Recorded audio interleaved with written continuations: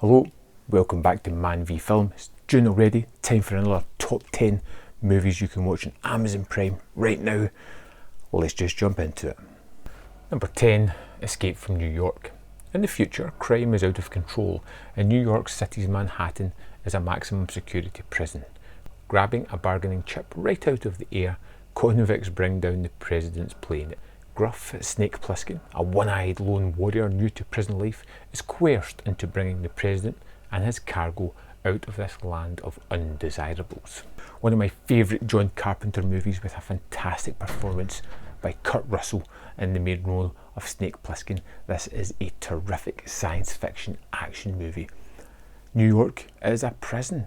Everybody in there is out to kill almost, and Snake has to survive while trying to save the president. It's full of deliciously brilliant, fantastic set pieces, quotable lines, and it's just a movie that if you haven't heard of or you haven't seen recently, time to get on it.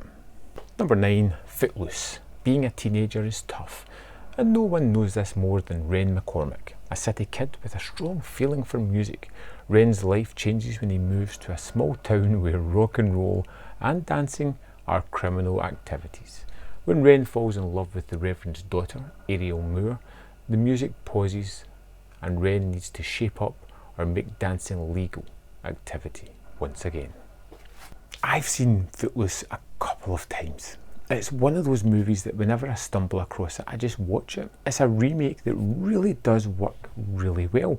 I like the characters. I love the absurdity and stupidity of the plot. These kids are trying to make dancing legal again. It's silly. Everybody dances like they've been trained dancers since birth. It doesn't really fit into reality, but it is completely fun with great dance numbers, and it's just, like I said, entertaining. Number 8, The Cable Guy. Stephen Kovac has been kicked out of his apartment by his girlfriend. He has a new apartment and he decides to slap the cable guy $50 for free cable. Stephen then fakes an interest in Chip's line of work. However, Chip takes this to heart, trying to become Stephen's best friend.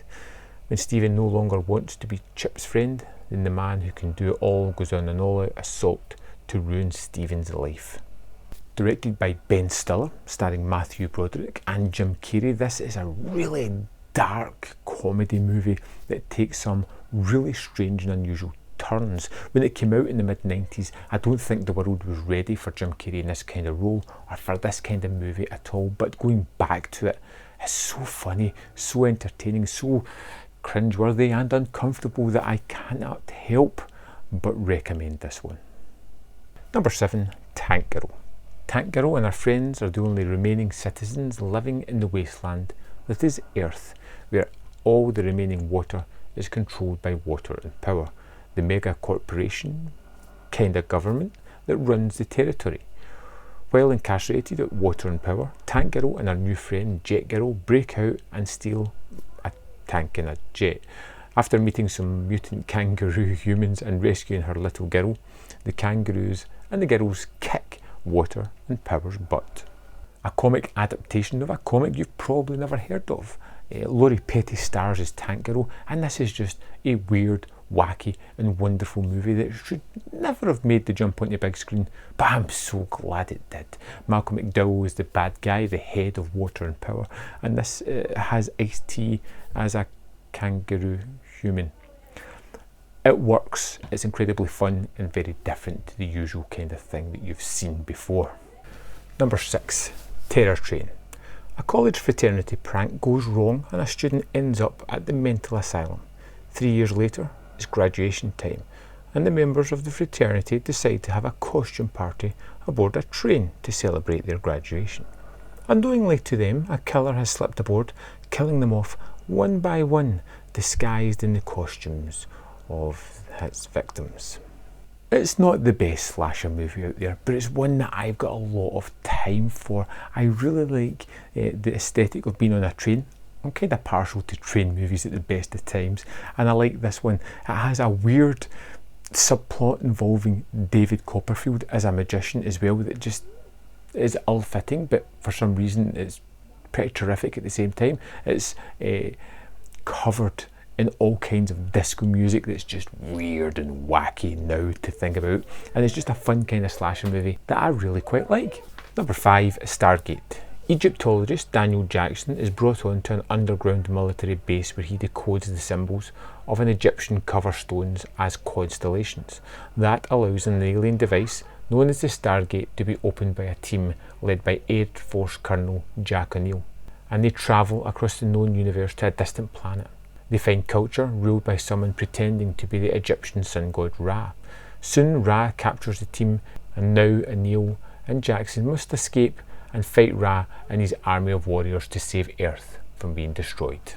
Stargate is most renowned as a TV show, but you go back to this 1994 movie starring Kurt Russell and James Spader and you'll find something that's fantastic, a really weird, strange oddity in the sci-fi genre that kind of moves a lot of Earth's history around to fit the sci-fi narrative. It's terrific, it's great production values, it's got a really neat story, and again, another amazing performance by Kurt Russell. Number 4, not another teen movie. After breaking up with his girlfriend Priscilla, a popular jock, Jake Wilder, makes a bet with his friends that he can't make the ugly girl Janie Briggs into prom queen. After spending more and more time with Janie, Jake really starts to think whether he wants to keep the bet on or not. Not another teen movie get lumped in with those really crap date movie, epic movie type of things. It is not that. This is a pin perfect takedown of John Hughes type movies from the late 80s, those kind of school hijinks movies, and I think it's wonderfully fitting. I think everybody knows exactly what kind of movie they're in and they play up to the cameras. It's silly while still being kind of smart at the same time. It's gross out at the same point as well, poking fun at the late 90s gross out teen comedies. I think this covers all the bases and it is much maligned for being a little bit silly, but I think it's got more to it than that. Number 3, Bad Samaritan. In Portland, Sean works at a fancy restaurant with his friend Derek. Both of these guys are small-time burglars, robbing from the houses of the customers while they're eating at the restaurant. One day, an obnoxious client, Cale, arrives at the restaurant driving a Maserati, and Sean drives it back to his house, and Derek watches Cale at the restaurant. While snooping around the house, Sean finds a locked room, and when he opens the door, he stumbles upon a woman tied to a chair with chains, gagged and bleeding. David Tennant is a fantastic bad guy in this movie that feels almost typical in its tropes. We follow Sean as he is put under more pressure as it turns out that Cale is an extremely devious serial killer who wants to torment Sean before finally putting him out of his misery. It has fantastic set pieces that really stretch the stress and tension of a scene to breaking point, and I think it's all down to the performances that this one's just so much fun. Number 2, Hotel Artemis. Set in a riot-torn near-future Los Angeles, the nurse runs a secret members-only hospital for criminals. Over this one night, a group of various criminals arrive for treatment, but more than one has murder on their mind. Jodie Foster stars in the nurse in Hotel Artemis, and I really like the idea behind this action movie.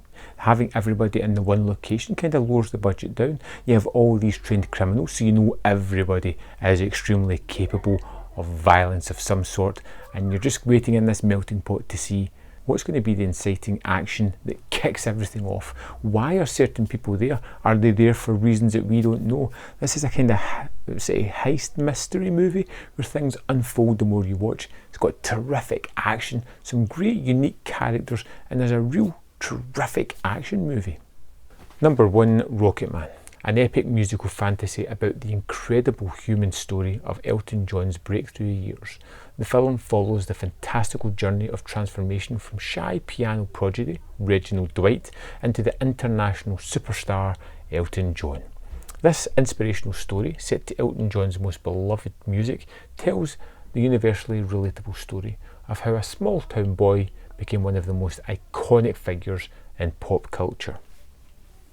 Taron Egerton stars as Elton John, and what I like most about this is a warts and all. That it feels like it shows you him at his worst as well as his best, and a kind of downward spiral that he has mid-career.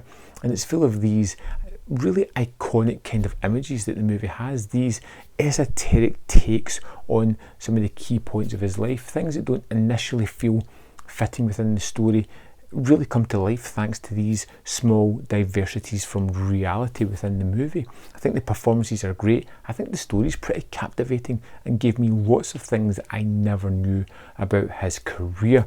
And I think the music just drives it forward, and you get wonderful performances of these tunes by Taron Egerton. So there we have it. 10 fantastic movies for you to check out this month. If I've missed anything off the list, or if there is anything that I should be watching, let me know in the comment box below. And I'll see you next time on Man v Film.